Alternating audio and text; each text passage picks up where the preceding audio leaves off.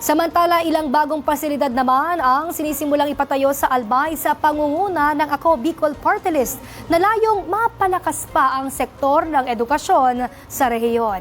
Ang detalye ihatid sa atin ni Nomer Corporal.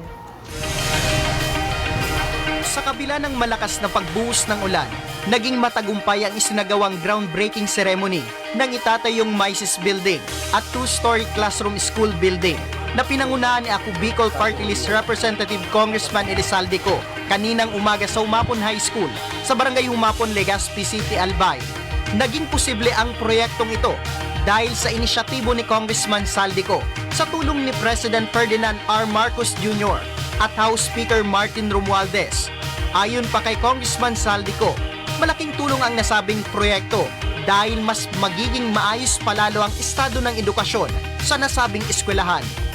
Bagong brief natin, ang report sa ating po mga kababayan at mga estudyante, let's aim high on more productive, more economic, more development para mas marami tayong magandang buhay.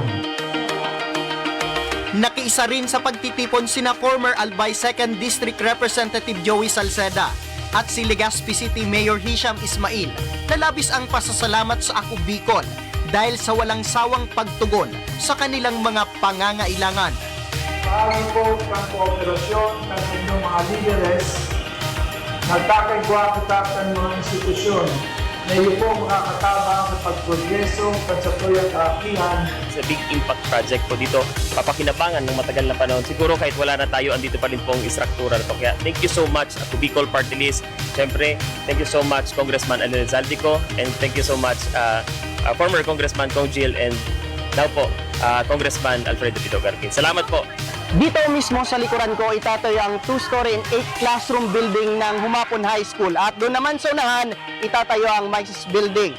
Ayon sa school head ng eskwelahan, malaking tulong umano ang proyekto dahil sa halos lahat ng kanilang classroom ay luma na at 12 dito ang sira-sira na. Lalo na ngayon na tagulan, tumutulo na ang mga bubong nito. Ayon pa sa principal na si Jerry Nicole, matagal na umano nilang pangarap na magkaroon ng bagong pasilidad, lalo pa ngayon na nadadagdagan pa ang bilang ng mga estudyanteng nagpapa-enroll sa kanila. Napakalaking pasasalamat namin sa Ako Bicol Party List na kung saan nabigyan nila ng tugon yung pangangailangan ng aming paralan, lalong-lalo na po sa pangangailangan namin ng classroom.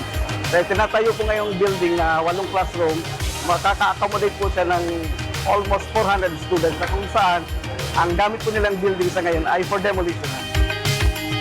Samantala, maliban sa Humapon High School, ay mayroon pang ibang school building ang ipapatayo sa Legazpi ang Ako Bicol Party List. Siniguro naman ni Ako Bicol Party List Congressman Elizalde Co na lagi siyang nakaalalay sa mga proyekto sa sektor ng edukasyon, lalo na dito sa Bicol Region. Para sa totoong balita sa Bagong Pilipinas, Nomer Corporal, Congress News.